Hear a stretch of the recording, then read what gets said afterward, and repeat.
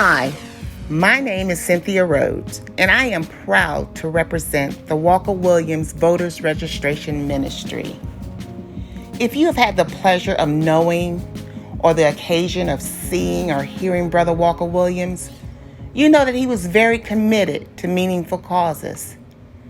There are many fond memories of Brother Walker, but many of us remember him singing with the GKD male chorus, leading Cooling Water from Grandma's Well, and for his passionate appeals, stressing the importance of understanding the items on the ballot and exercising your responsibility to vote. Yes, understanding and responsibility. Understanding our responsibility. The Walker Williams Voter Registration Ministry purposes to increase understanding and raise awareness of our responsibility by reminding everyone from whence we've come. Immediately following this service, we only ask that you commit to staying tuned for an eye-opening presentation, a reality trip down memory lane, the way it was. Our hope is that you will understand the urgency and embrace the responsibility of casting your vote. Please stay tuned. Walker Williams, y'all. Sleepless nights. Come on, boy. And so much pain. Couldn't see no sunshine, nothing but rain. Weeping may. Come on. Endure for a night. But in the morning, it will be all right. and Oh, what a relief it was. when God rescued me, Come on now. He loosed my chains that had me bound, and He set me free. it felt like Cooling water. It cooling felt like. water. It felt like cooling water. Come on. Cooling water from Grandma's well. Oh. By 1965, progress had been made on many fronts, but in many southern states, obstacles like poll taxes and literacy tests still stood between black citizens and that most basic of democratic rights, the vote. When people marched for that right in Alabama, they were met by policemen with cattle prods and billy clubs. 1965 would be another year of great change and great sacrifice. 1965, while African-American soldiers were dying in Vietnam, civil rights workers were dying in the South. A full 10 years after the Supreme Court ordered school integration, and more than 3 years after the federal government declared interstate buses were to be desegregated, blacks in the South still had not achieved the most basic American right of all, the right to vote. If our magnificent young men can die for freedom in a foreign land, how can we refuse them a full measure of freedom and opportunity here at home? In places like Selma, Alabama, poll taxes and literacy tests were imposed in an effort to prevent black voter registration. On one occasion, there was a black man who had a PhD degree, and he was told that he could not read or write well enough. He flunked the so-called literacy test. On another occasion, a man was asked to give the number of bubbles in a bar of soap. Something had to give. Board of Registrars is not in session this afternoon, as you were informed. Sheriff Jim Clark was the law in Selma. They had a sheriff there by the name of Jim Clark. He was a very big man. He wore a gun on one side, a nightstick on the other side, and he carried an electric typewriter in his hand.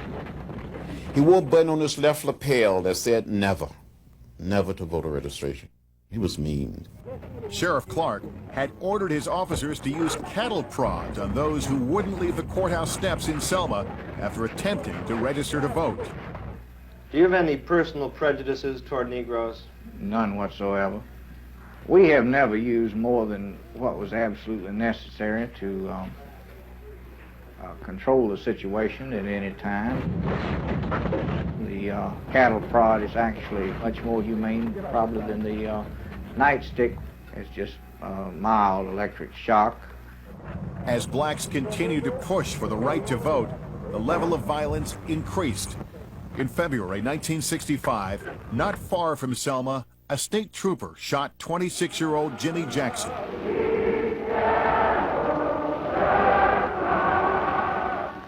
Jackson was trying to help his mother and grandfather who were being beaten by police during a voter rights demonstration. Jimmy Jackson just wanted to vote. Now we must see that Jimmy Jackson did not die in vain. During Jackson's funeral, reporters became targets of the violence. In this case, NBC's Richard Valeriani. Some white segregationists walked up behind me and whacked me with an axe handle. And I put my hand behind my head and looked at it, and covered with blood. And some white man walked up to me and he said, "Do you need a doctor?" And I sort of stunned and looked at my hand and said, "Yeah, I think so." And he thrust his face right up against mine and he said, "We don't have doctors for people like you."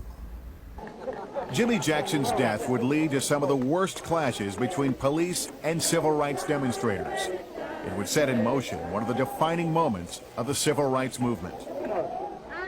And because of what happened to him, we made a decision that we will march from Selma to Montgomery to dramatize to the nation that people of color wanted to register to vote. On Sunday, March 7th, 1965, 600 people started the march from Selma to Montgomery. The day would end in a violent confrontation and forever be known as Bloody Sunday. Governor Wallace had issued a statement on that Saturday saying the march would not be allowed. The only way out of Selma was over the Edmund Pettus Bridge. John Lewis was at the front of the demonstration when they arrived there. And we came to the highest point on that bridge. Down below, we saw a sea of blue. This march will not continue. Alabama state troopers. A man identified himself and said, "I'm Major John Cloud of the Alabama State Troopers. This is an unlawful march and will not be allowed to continue. Go home or go to your church." I give you 3 minutes to disperse and return to your church. And before we could pass word back for people to kneel to pray, Major John Cloud said, "Troopers, advance." Turn around and disperse. They came toward us, beating us with nightsticks, bullpups, trampling us with horses, releasing the tear gas. Lewis, wearing a backpack and a long white coat, was crushed in the onslaught and clubbed. I was hit in the head by a state trooper with a nightstick. I had a concussion at the bridge. I thought I was going to die. I thought I saw death. And to this day, 39 years later, I don't know how I made it back across that bridge, through the streets of Selma, back to that little church. Right now I'm feeling quite exhausted, weak, and a few pains in the head. Quite a few other people are still in the hospital. Martin Luther King Jr. came to Selma and immediately made plans for a second march 2 days later, not knowing if it too would end in bloodshed. Selma is the heart of the Black Belt. Selma is a symbol of the resistance to the right to vote. And for that reason, I will have to be here to march with you tomorrow morning in Selma. Dr. King and 1,500 marchers headed for Montgomery and once again were stopped at the Edmund Pettus Bridge. But this time, instead of walking into a sea of nightsticks, protesters sat down in the middle of the road, said a prayer, and returned to Selma without incident. That night, however, there would be more violence. A white minister, Reverend James Reeb, was beaten to death by members of the KKK. James Reeb has become a martyr of the civil rights movement. Memorial services for him are planned this weekend in several cities, and demonstrations have already begun. About 3,000 clergymen held a memorial service for the Reverend Mr. Reeb. Their other purpose was to ask for more federal intervention in Alabama. Because of what happened in Selma on Bloody Sunday, there was a sense of righteous indignation. So President Johnson made a decision to speak to the nation.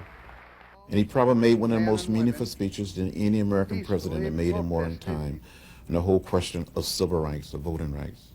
It is wrong, deadly wrong, to deny any of your fellow Americans the right to vote in this country. And he said one man, a good man, a man of God, was killed. He condemned the violence, condemned what happened in Selma, and he introduced the Voting Rights Act. There must be no delay or no hesitation or no compromise with our purpose.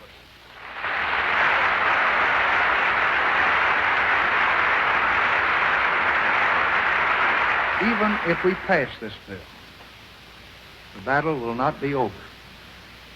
What happened in Selma is part of a far larger movement which reaches into every section and state of America.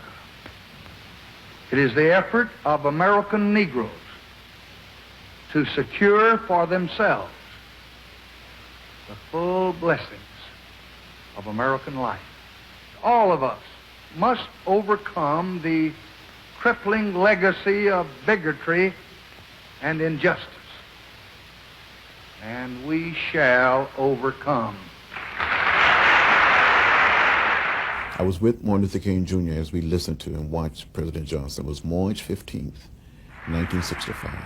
There is no issue of states' rights or national rights. There is only the struggle for human rights. I was sitting next to Dr. King, and he started crying. Tears came down his face, and we all cried a little. To hear the President of the United States say, "And we shall overcome." Finally, Dr. King felt he had the full backing of President Johnson to win passage of the Voting Rights Act. And so he organized a third march, a third attempt to walk over the Edmund Pettus Bridge. Destination, Montgomery, for a rally in front of the state capitol. We have the right to walk to Montgomery if our feet can get us there. When 8,000 marchers began their trek on March 21st, 1965, President Johnson wanted to assure them there would be no repeat of Bloody Sunday. He sent hundreds of federal troops, U.S. Marshals, and National Guardsmen to protect them. He also told Governor Wallace the march must proceed. But just before the march was to begin, police found 3 bombs in nearby Birmingham. The demolition experts deactivated them just seconds before the clocks inside said they were set to explode. But dynamite couldn't stop the march either. On March 25th, 1965, NBC News provided live coverage as Dr. King and thousands of marchers arrived in the state capitol. The purpose of the march is to dramatize the Negro protest against discriminatory practices against Negroes in registering to vote. Police brutality also became a target of this demonstration. It had taken 4 days to reach Montgomery. This portion of the march that you see now was pre-recorded and flown by helicopter by NBC News to a transmission point. There in the heart of Alabama were men and women, young, old, black and white, all marching together in a common cause. I know you're asking today, how long will it take? Somebody's asking, how long will prejudice blind the visions of men? 25,000 people gathered in the state capitol to hear Martin Luther King. I come to say to you this afternoon, however difficult the moment, yes, sir, however frustrating the hour, it will not be long, no, because truth-crushed earth will rise again. Yes, sir. How long? Not long. Yes, sir. Because no lie can live forever. Yes, sir. How long? Not long. How long? Because you shall reap what you sow. Yes, sir. There was no violence that day, but violence would come in the dead of that night. A white civil rights worker, Viola Liuzzo, was gunned down by members of the KKK as she drove a young black man home in her car. Mrs. Liuzzo went to Alabama to serve the struggles for justice. She was murdered by the enemies of justice. The next day, Governor George Wallace defended the people of Alabama during a Today Show interview. Our guest this morning is the governor of Alabama, George C. Wallace. He's in our Montgomery studio now with NBC News correspondent Richard Valeriani. Dick? Governor, there are those who will say that your remarks denouncing the march afterward create the kind of atmosphere in which such incidents occur. Well, there are those like yourself and the national news media who will, of course, continue to blame me and the people of Alabama about everything that happens. And I regret this incident, but I can say with 25,000 people marching in the streets and chanting and maligning and slandering and libeling the people of this state as they did for several hours on your network and the other networks, I think the people of our state were greatly restrained, and I think they should be commended for it. Later that summer, on August 6, 1965, in the same room where President Lincoln signed the Emancipation Proclamation, President Johnson signed the Voting Rights Act. 4 decades later, John Lewis, who struggled so hard for the right to vote, is serving his 9th term as a member of the United States Congress. If someone had told me that I was marching, getting arrested, going to jail 40 times, then beaten at the Greyhound bus station on the bridge of Selma, that one day I would be a member of the House of Representatives, elected by the good people of Georgia, would say you're crazy, you're out of your mind, you don't know what you're talking about. Sometimes when I hear young people, those not so young, say nothing has changed, I feel like saying, come and walk in my shoes. It's a different world.